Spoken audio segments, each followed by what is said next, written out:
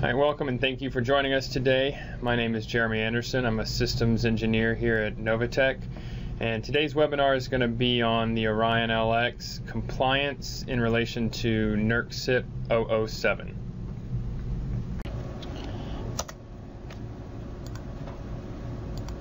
Okay, so what we're going to be talking about is we're going to try to provide a detailed review of the current requirements of NERC CIP-007 and summarize how the OrionLX can be applied to meet those requirements. Then we're going to review the changes to NERC CIP-007 when moving from version 3 to version 5.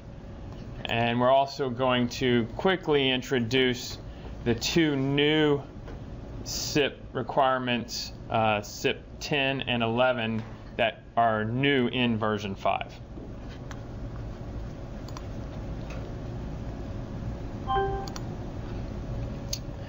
So here are the current NERC CIP documents. We can just go over them kind of quickly here. And today we're really just going to focus on CIP-007 version 3, which is System Security and Management.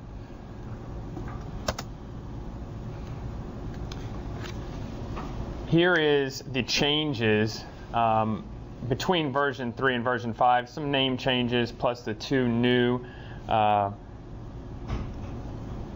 and 11. So we'll introduce those as well. So NERC 7's broken up into it's 6 requirements in this case. We're going to talk about R2 ports and services, R3 security patch management, R4 malicious software prevention, R5 account management, R6 security status monitoring, and R7 disposal or redeployment. And as I go through each one of these, I'm going to jump into an OrionLX and kind of show you how and where we meet these requirements. If you have any questions along the way, just type them into your chat and we will get those answered.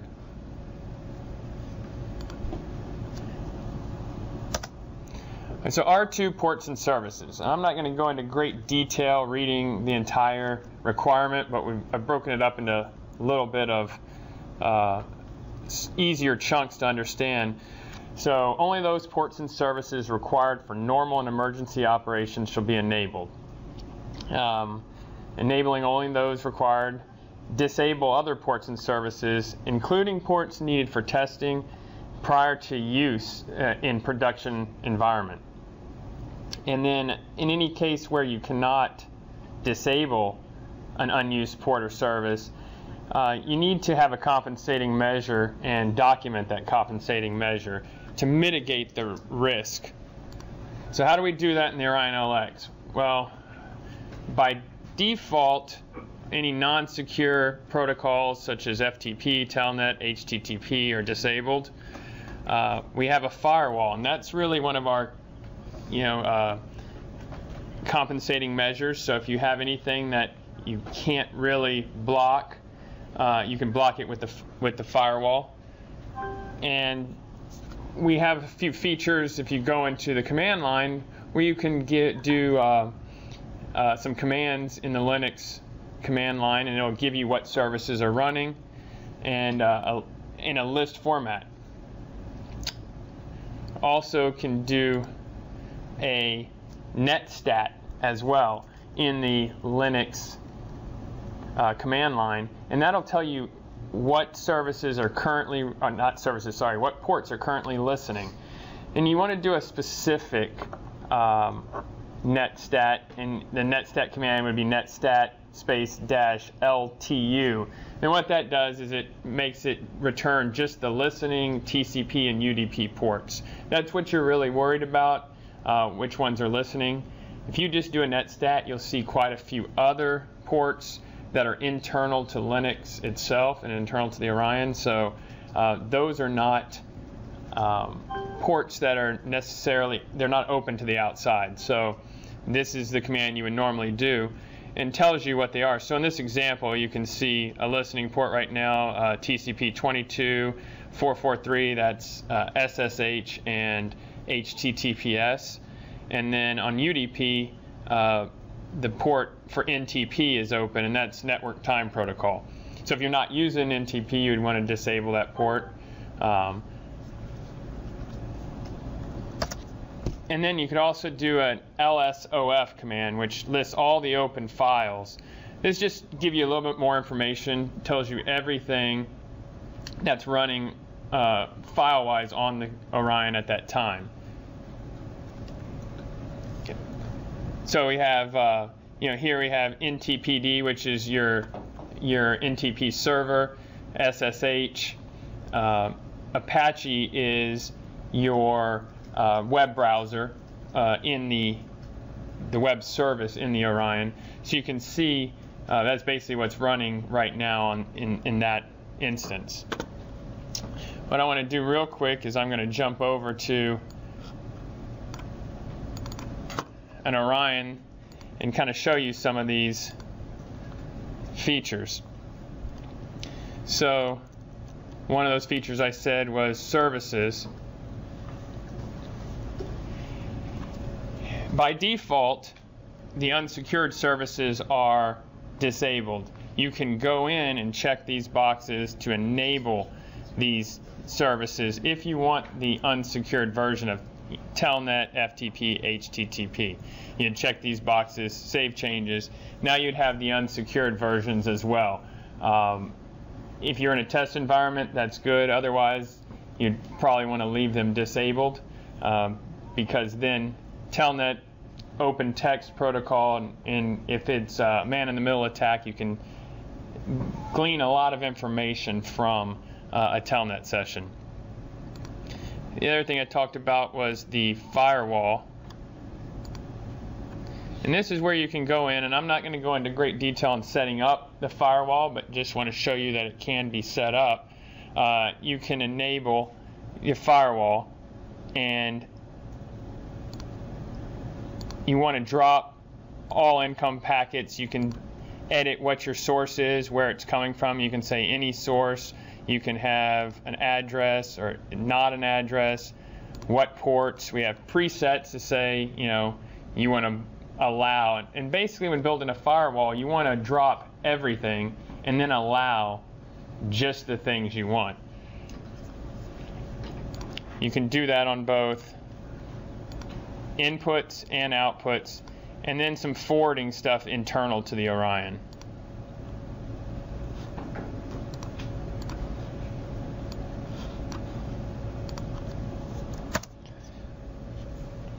So next we're going to talk a little bit about R3 security patch management. Here we're going to, R3 wants you to establish a program for tracking, evaluating, testing, and installing applicable cybersecurity software patches. This is anytime a vendor releases a firmware upgrade or a patch, a hot fix, something like that. You need to have a program established for getting that information, reviewing that information, and determining when or if or when you're going to apply that patch. You want to document the assessment of security patches and security upgrades within 30 calendar days, and then document the implementation of the security patches. And if the patch is not installed, you need to document a compensating measure of why you didn't install it and what you're doing to protect against the risk exposure from that. So Novatech releases updates on an as-needed basis for the OrionLX. Currently, we post those updates on the Novatech user support website along with the release notes. And in the release notes, we'll mark in there if it's a security-related patch. If there's no security-related patch per NERC CIP-007-5, you don't have to install that patch. You still have to review that the patch came out, and then you can easily say there was no security-related changes, and we're not going to implement that patch. Notifications of the updates can also be emailed to users if you request that service, and we'll send that out and let you know when a patch is available. and we don't patch that frequently. It's not like a PC-based device where you get a weekly security patch. We have very few patches throughout the year that are security related. The other thing is, I'll just bring this up now and go into detail a little bit more later. A change in version 5 will actually tell you when you have 30 days from what date. You may not know when a patch is released necessarily, so there's going to be some changes in when that start date is to mark the 30 days that you have to review that patch. Like I said, we'll go over that a little more in detail. Malicious software and prevention is CIP-007-5. And in R4 it says you shall use antivirus software and other malicious software prevention, malware, where technically feasible. And document and implement antivirus and malware prevention tools, and document and implement a process for the update of antivirus and malware prevention signatures.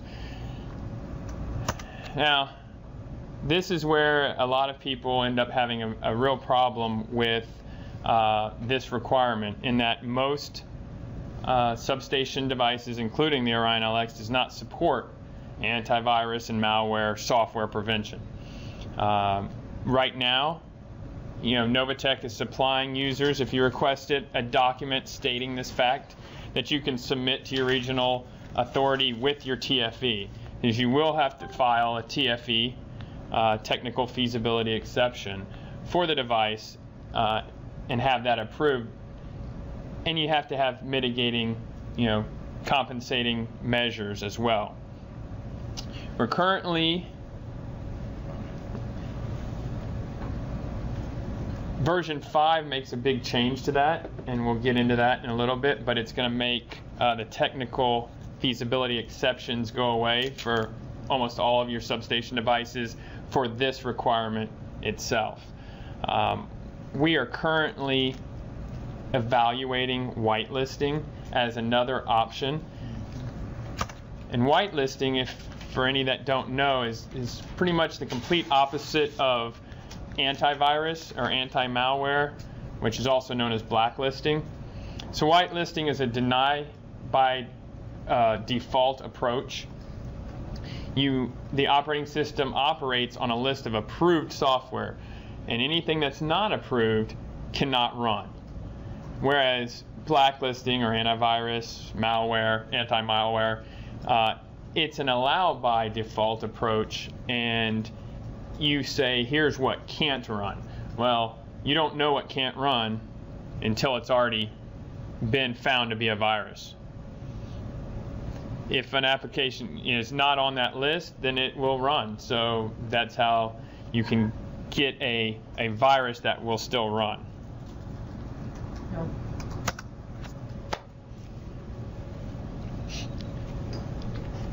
CIP-007-5, account management. Technical and procedural controls that enforce access, authentication, and accountability for all user activity. Consistent with the concept of need to know with respect to work functions performed. Implement as approved by designated personnel. Generate logs of sufficient detail to create historical audit trails and review user accounts at least annually. So this is where you need to know who's logging in, what they're doing, and only allow them the access level that they actually need. In the Orion, this can be achieved in the user settings. These users, you can build users that can give specific permissions per user. The OrionLX also supports LDAP remote authentication, and with LDAP you can connect to your, say, corporate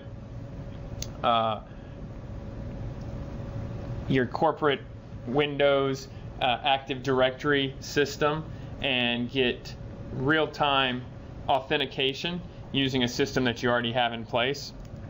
The user's access is logged in the OrionLX, and these logs include valid login attempts, invalid login attempts, what pages in the Orion you viewed, SCADA point forcing, changing active configs, and many, many more features. I'm going to show you that here in the OrionLX settings. We have a Users tab.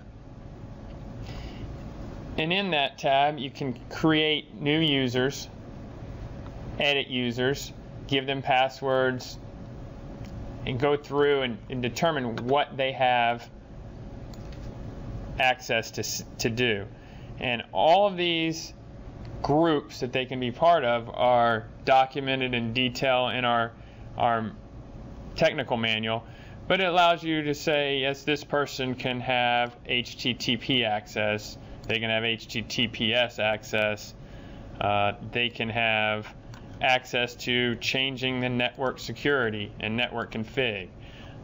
Those sort of things. You can really get very granular with what you can allow a person to do. So you can create individual users in the Orion for each person that's going to log into it. You can do groups, but then you need to deal with the shared group and shared password aspect of NERC CIP, which is an entirely another discussion.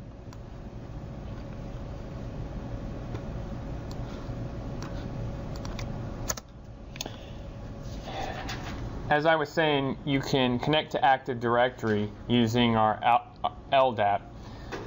It's an application protocol for accessing and maintaining distributed directory information services over a IP network. And Active Directory is a directory service created by Microsoft for Windows domain networks. It's included in most Windows Server operations, and many of you, if not all of you, probably deal with that at your place right now. Logging into your computer at your desk, you typically will use Active Directory. So we support being able to also connect to that same server if you have a IP connectivity back to your Active Directory server.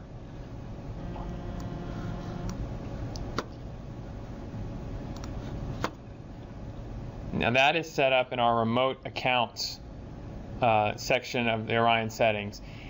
If you have an Orion now and you're on a newer version, you'll probably see remote accounts and it will be grayed out and it will say SSSD required.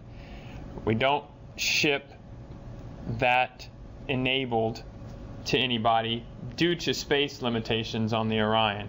It doesn't cost anything. You can install it yourself at any time you want. If you want to use it, you just have to install it from the updater, and then you would be able to set up your remote accounts.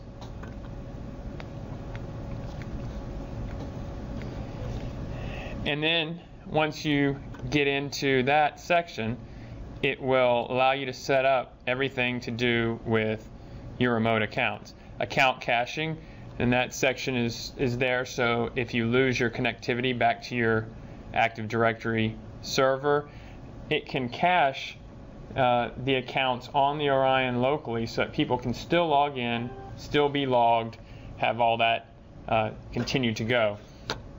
A lot of this you'll need to deal with your IT department or whoever is in charge of your Active Directory server to be able to set up and get all the proper settings enabled to connect back. Also setting up the Active Directory to have the proper permissions for the Orion itself. So how does remote authentication work?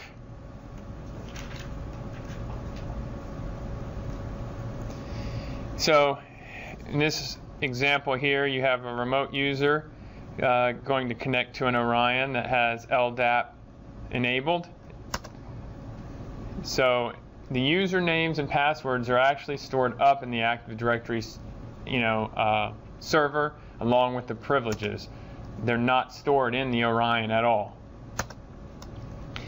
So the user physically connects to the Orion, either in any way, whether they physically connect right at the Orion or they connect over an IP network to the Orion, and makes an attempt to log in using whatever credentials you supply. Then over an encrypted link, the Orion connects to the Active Directory server to check those credentials and see what access group that user is in. The server makes the checks, determines if their access is okay, and sends down that information along with the level of access back to the Orion. And then a connection is established and that level of permission is enforced. Also, the access information is logged. And not only is it logged in the Orion, but most of the time, depending on your Active Directory settings, it's logged in your Active Directory server as well. Now, the good thing about Active Directory is if you don't need to have people know a different password for each device, but also you can disable someone's access immediately if you need to, and not have to go change passwords and say 100 Orions. You can just turn off their access in Active Directory and you're done.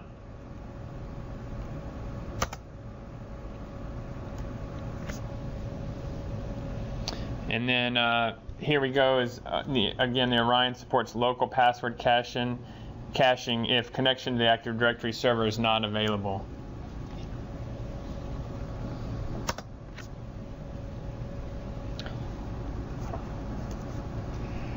All right. 007-5.2 is account management. This is where you implement a policy to minimize and manage the use of administrator, shared, and other generic account privileges, including the factory default account. You want to remove, disable, or rename such accounts if possible, identify those individuals with access to shared accounts, and have a policy for managing the use of shared accounts. So the OrionLX comes standard with two default user accounts, root and Novatech. And when you buy a new Orion, this is what you'll see in there. The root account cannot be removed, but the password can be changed, and it should be changed. And you can also prevent the root account from being accessed remotely. And in fact, by default, the root account is disabled from remote access.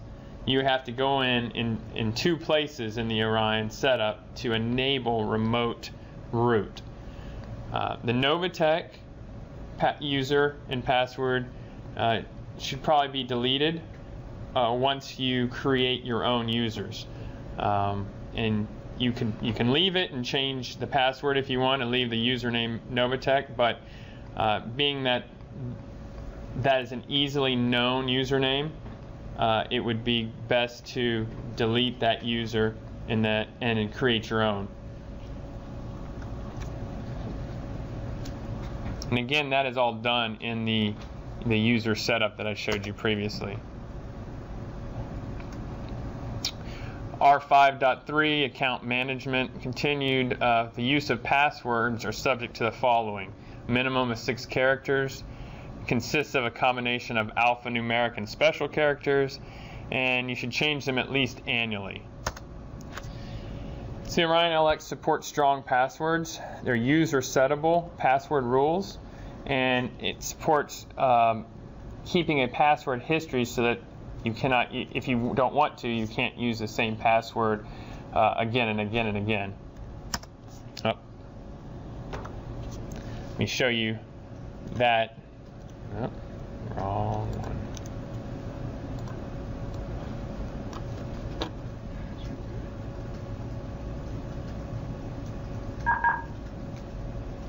So here in the security section of the settings, we have authentication rules.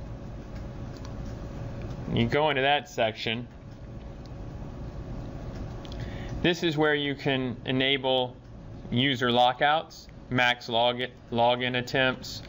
You can decide if you want to lock out a user permanently, how long until they unlock after they hit the max login attempts.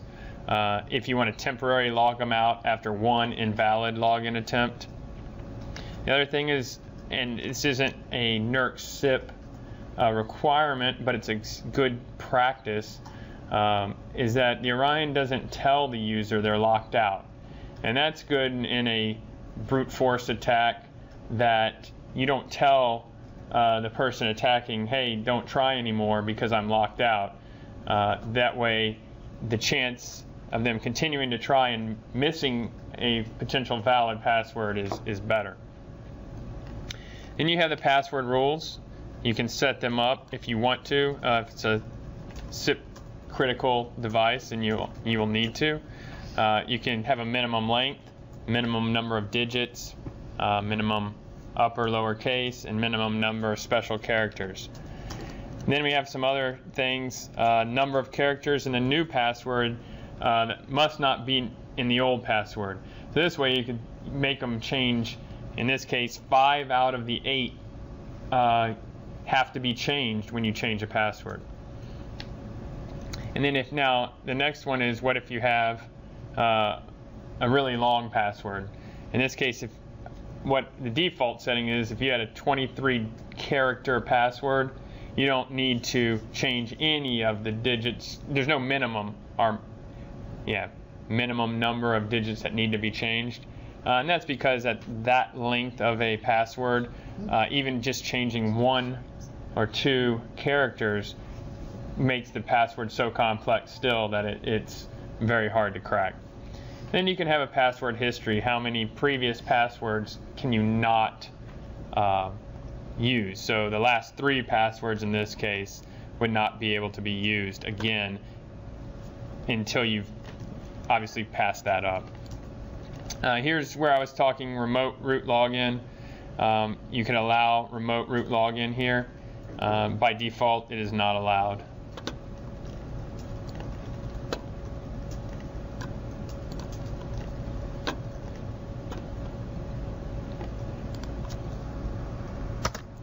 All right, next section is security monitoring status, R6. Implement automated tools or organizational process controls to monitor system events. Monitor security events on all cyber assets. Issue alerts for detected cybersecurity incidents. Maintain logs of system events. Retain all logs for 90 days. And review logs, maintain records, document and review of logs. So basically you need to monitor everything that's going on and keep a record of it, review it, and that sort of thing. And how we do this in the Orion is we maintain all security events in our logs.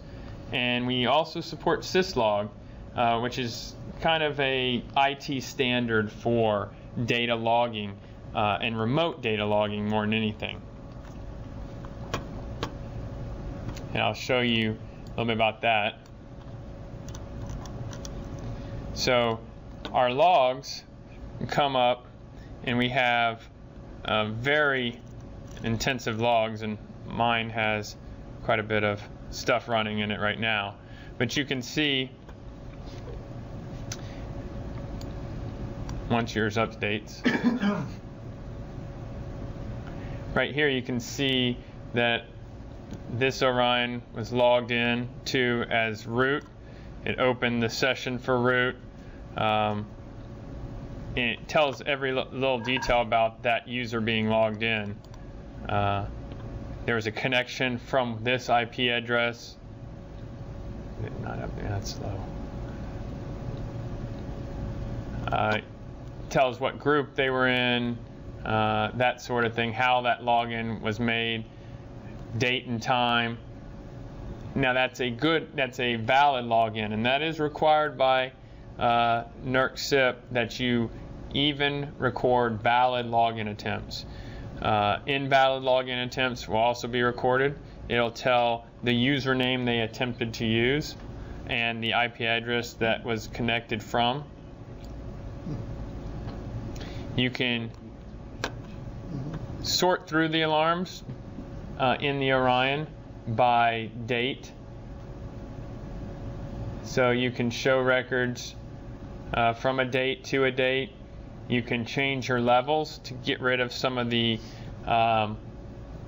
not necessarily nuisance alarms, but alarms you're not worried about for security. And then again, as I talked about, we support syslog.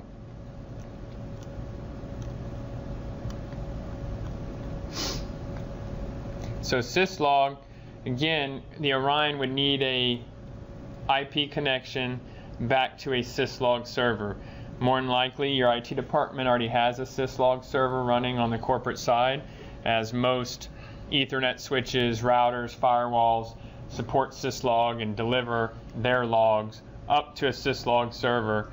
And a lot of times that server will have a feature that can parse through those logs and automatically alert on keywords, key phrases, signatures, that sort of thing.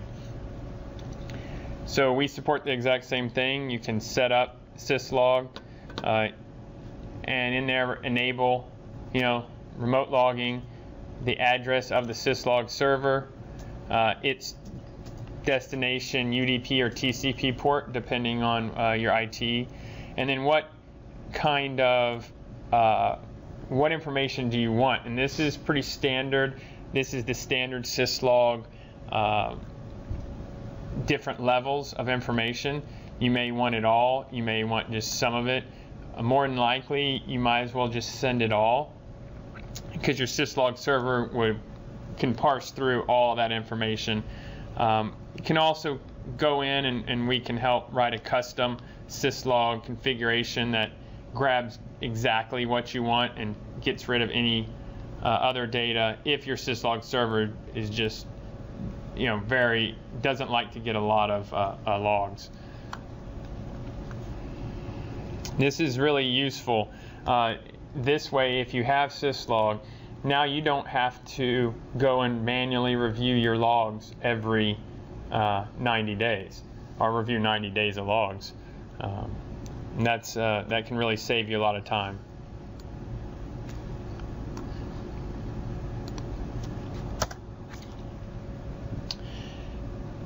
OrionLX is disposal or redeployment of a cyber asset. So you need to establish a method for disposal or redeployment of cyber assets. Prior to disposal, destroy or erase the data storage media. Prior to redeployment or repurposing, erase all data on the storage media. And you need to have some records showing that you've done something like that. Now we're reviewing the latest requirements that are now going to be in NERC CIP-007-5, which is part of version 5, and we will get into that. But right now, there is no formal procedure for destroying the data storage on an OrionLX.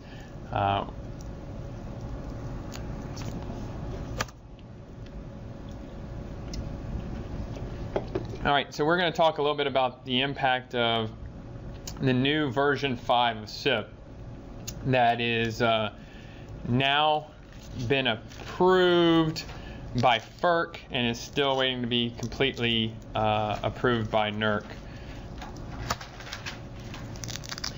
So when would version 5 possibly go into effect? Well, according to the regulation, it would be 24 months minimum where you have regulatory approval is required. So if it was fully approved and ready to go basically today or yesterday, then the later of July 1st, 2015, or the first calendar day of the 9th calendar quarter after the effective date of the order. So it hasn't been fully approved yet. It hasn't been rolled out, so we don't know when it's going to be required to meet that, when it's going to be required to be enforceable, let's just say. In jurisdictions where regulatory approval is not required, it'd be the first day of the 9th calendar quarter following the board's approval. And so again, it's going to be 2+ years after they approve it. So version 5 changes a lot, let's just say. It changes the way we categorize devices, systems, substations, generation facilities, control centers, changes them to now there's going to be high impact BES cyber systems, medium impact BES cyber systems, electronic access control or monitoring systems, so firewalls, that sort of thing. Physical access control systems, which would be some of your physical security, maybe card readers, that sort of thing. And protected cyber assets, maybe Ethernet switches, fault recorders, that sort of thing. So what kind of changes in the approved definition? It breaks it up. Instead of just being critical and non-critical devices, now, like I said, there are high, medium, and low BES systems, and then non-critical systems. So quickly we'll go through some of the changes between just with NERC CIP-007 version 3 and version 5. As many of you know, version 4 has been approved, and people are out there trying to start looking at meeting version 4 compliance by, I believe it's next year that we need to meet compliance by, but FERC has voted back in April to bypass version 4 and go directly to version 5. That hasn't become law yet. It's no one's for sure if that's exactly what's going to happen. But what seems to be the consensus is that we will go straight from version 3, bypassing version 4, and move to version 5. So, ports and services, what's changed between version 3 and version 5? Well, one, it's now version, CIP-007 R1 instead of R2, so that should throw off all of your paperwork, everything. So that's always fun. Expands to unused and unnecessary physical ports, and this is a big deal. Before, ports and services were defined as basically not even defined, but was accepted as logical, internal TCP, UDP ports. Now it specifically states physical ports as well. So USB ports, extra Ethernet ports, serial ports, all that stuff, if it is unused and unnecessary, have to be able to be disabled. So the OrionLX, some physical media is removable. So if you have extra serial ports on the Orion that you're not going to be using, you can remove those physically. If you have, some of it can be blocked by configuration, and then we're interpreting and evaluating what the next step is to maybe software disable certain ports to meet this requirement better. So that was a big change with ports and services. Security patch management, again, R3, now R2, or will be R2. It kind of cleans up the definition a little bit from the source to be patches, also hot fixes and updates. I'm just so that people understand, if someone releases a hot fix, that's the same thing as a patch, that's the same thing as an update. It all needs to be looked at, evaluated, and implemented if it is required. And then again, as I said earlier, it better defines the release date and availability date of a patch. So what people have run into in the past is that let's say, for example, a Windows releases a patch for, XP, which happened weekly. Well, XP was running on a custom device by a vendor, and that vendor needed to review that patch before they said it was okay to run on their device. What date did you have to look at to determine when you had your 30 days to review that. There was no definition of that, so people said, well, maybe I look at the Windows release date, maybe I look at the vendor release date, maybe it's got to go through your IT group as well, maybe that release date. Well, now you can, with version 5, you'll be able to define what source of that patch is where you look at to determine release date. So you may look at the vendors saying, hey, this patch that was released a month ago by Windows is now released on our equipment. Or you may look at your IT department and say, when they approve it, that's when we will say it's available. That will all allow you to better define when you look at stuff and when you have to start your review process. And also, if installing the patch introduces more risk than the vulnerability represents, there's an alternate process defined in that if you, even if it's going to be that it's going to cause reliability issues, you can't take this piece of equipment out of service because doing that will cause major reliability problems. It allows you to define that and move on from there and not necessarily install that patch within the time frames normally specified. You just have to define what your plan is going to be.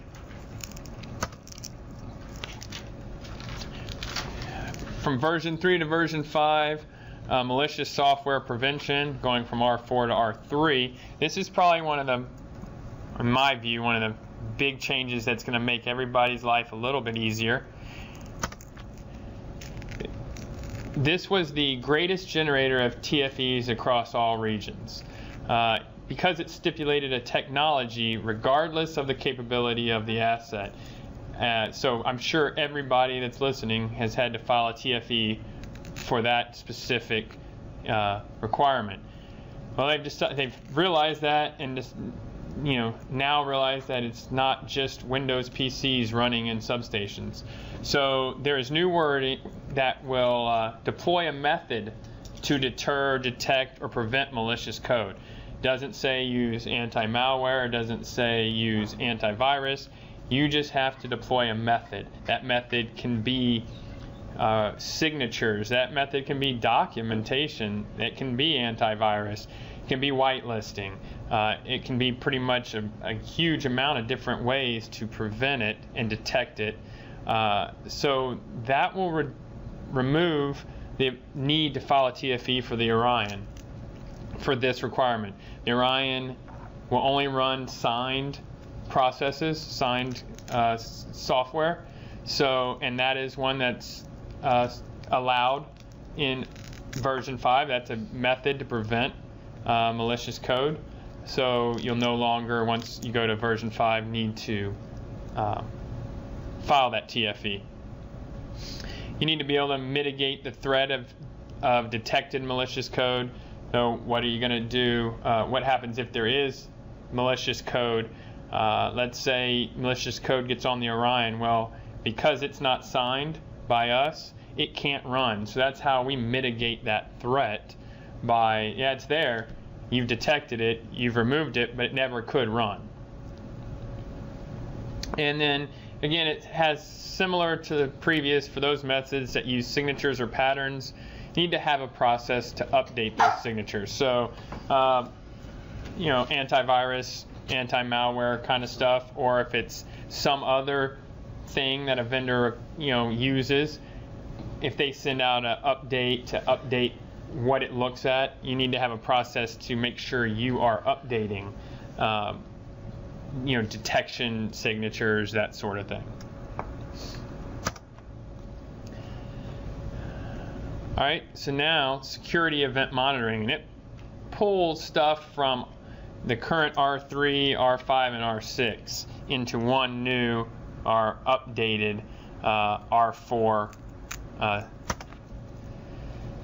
So it adds a requirement to detect specific events. It calls these specific events out and says you have to detect successful login attempts, failed login attempts, and failed access attempts, and you have to log detected malicious code.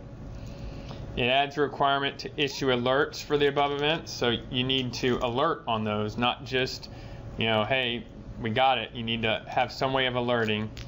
And probably what's going to upset everybody the most is it adds a requirement to review a sampling of events every 15 days or more frequently. You're going to have to review a sample of events. Now, you don't have to go through every event that took place or every log, security log, but you need a good sample every 15 days. Now, this is where something like syslog could really help you out, in that you can pull the event report off of syslog every 15 days and review it, and that's your good sample. Otherwise, if you don't use something like that, you're going to have to go to each device, pull their logs, somehow take a sample of each one of those devices' logs and review it manually every 15 days. One way or another, you have to manually review. There's no getting around that with this requirement. So we are also developing some SCADA points that will alert on these specific things, so that you could actually have a SCADA point going to your control center that alerts on these security events. System access control. That's the new name for account management. This is a big one. The requirement to minimize account privileges has been removed because the implementation of such a policy is difficult to measure. The requirement for the removal, disabling, or renaming of such accounts where possible has been removed, and it's been incorporated into guidance for acceptable use of account types. So they just kind of moved where it was, and again, it's not appropriate for all account types. Sometimes you can't remove certain accounts, so they took those words out. Added the option of having unique default passwords to permit cases where a system may have generated a default password, or a hard-coded, uniquely generated default password was manufactured with the system. So maybe you have a system that has a hard-coded password based on its serial number, or based on its MAC address, or something to that effect, and you can't change it. Well, now it's going to allow you to keep that default password as long as it's a uniquely generated one, that not every device out there on the market has that same password. Password requirements have been changed to permit a maximum allowed by the device in cases where the password parameters could otherwise not achieve a stricter policy. So if you had a device that supported only alphanumeric passwords, with version 3 you needed to submit a TFE saying that it only did that. Version 5 is going to say, hey, you do the best you can for the device that you have. You don't need to submit a TFE. That's a big deal for some of your older devices. Added external routable connectivity to medium impact devices. This requirement is limited in scope because the risk to performing an online password attack is lessened by its lack of external routable connectivity. That seems pretty straightforward and a no-brainer. If it has no routable connectivity to the outside world, an online attack is pretty lessened. So frequently changing passwords in field assets can entail significant effort with minimal risk reduction.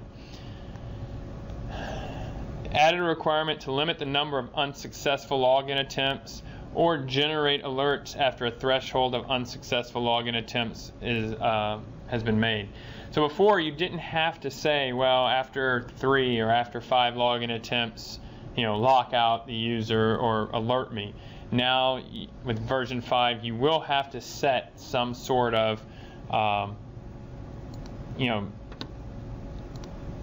max login attempts. And again, in the Orion, we have that where you can just set that up, max login attempts, set that to whatever number. They don't tell you what max login attempts you're going to need, but it will give you, you can put whatever you want to put.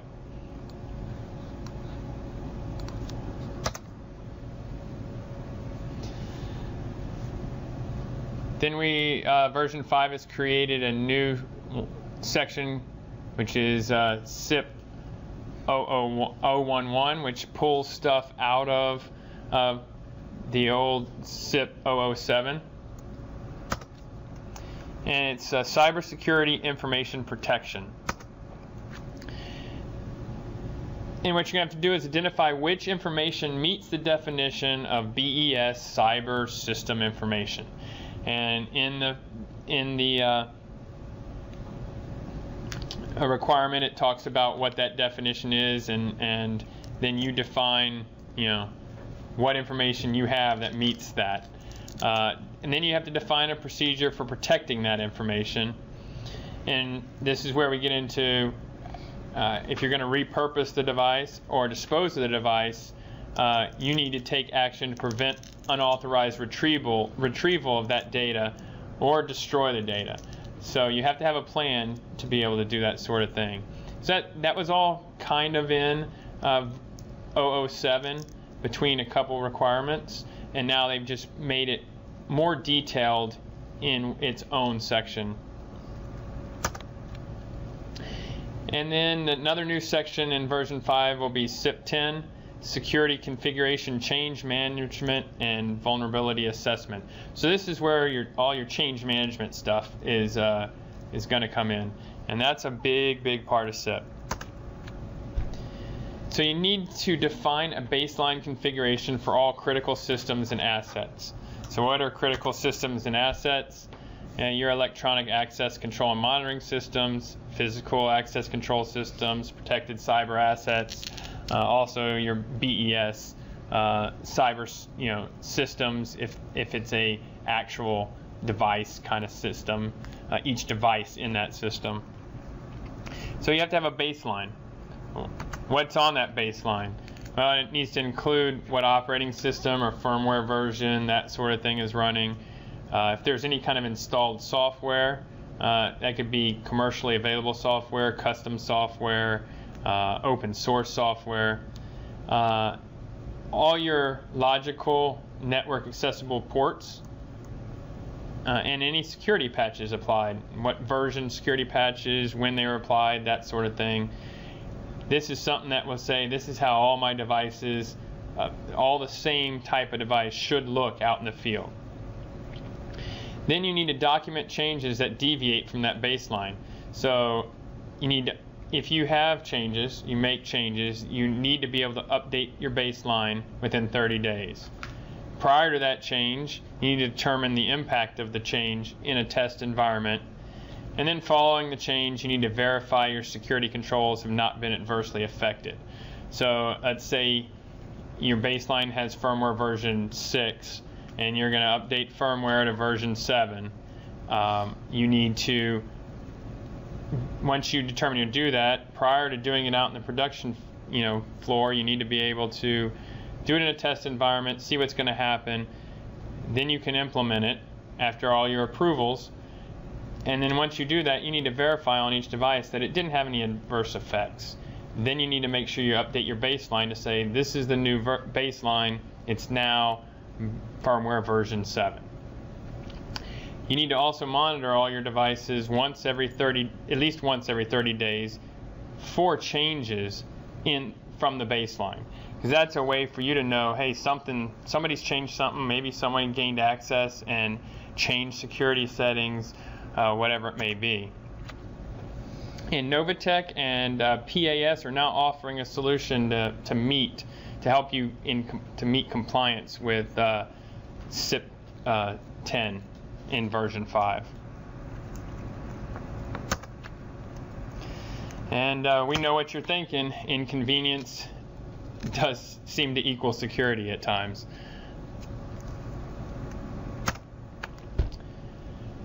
We're going to have 2 new webinars coming up. Next one's going to be July 23rd on 12:30 to 1:30 p.m. Eastern Time. It's going to be loss compensation and 50 series SCADA meters. And then we have another one coming up in August.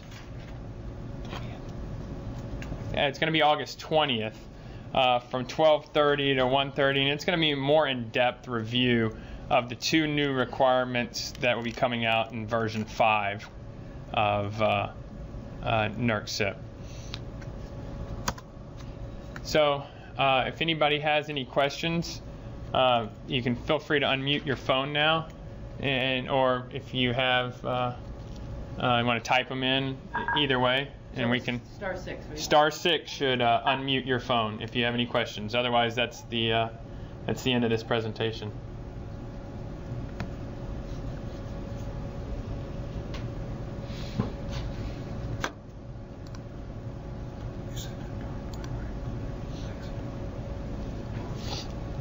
All right, there's a question: is NERC CIP required if the Orion is on a private network?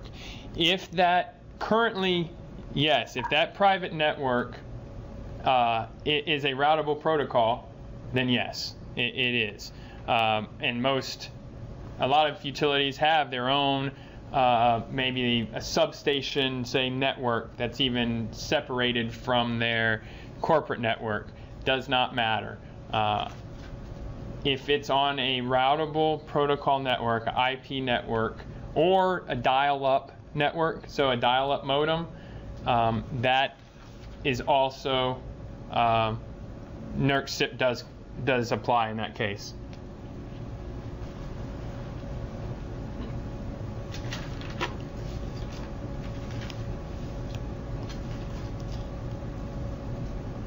Any other questions?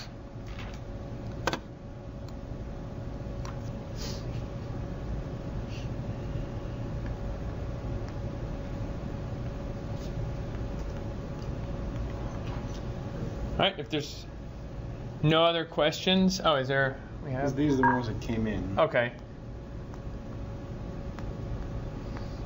All right, so we had a couple questions, and so for anybody that didn't see these, I can read some of them off.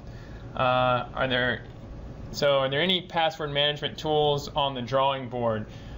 We do have a comprehensive enterprise tool in development based on FreeIPA, which is a Linux-based software. So we are working on that. There will be a video presentation available if you want to refer back to anything. So we will have that available on our website fairly quick, I'm sure, after this is over.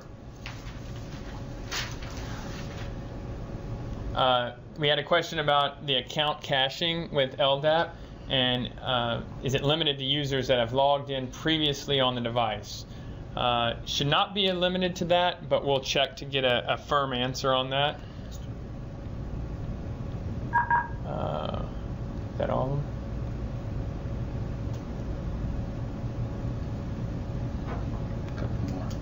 All right, got a couple more. So tower passwords stored on the Orion. They're stored as a hash in the Orion, so you could pull that hash, but without the encryption, you would not be able to determine what that password was. Can an external port scan be run without device failure? Yes. Yes, it can. I've run many scans using Nmap on the Orion, but depending on your regulatory agency, I know where I was out in WEC, they allowed NetStat to be enough proof when we went through our audit. So, and the OrionLX supports NetStat, so you can maybe run a scan the first time if you want, right at deployment, but you don't necessarily have to run a scan to review, to verify ports and open ports. You can just use NetStat on the OrionLX. But if you do run a scan, will, it can handle that. All right, let's see what other questions. All right, if there are no other questions, then thank you everybody for joining us today, and thank you for hanging in there at the beginning while we got everything under control. So that's all we have for today. Thank you.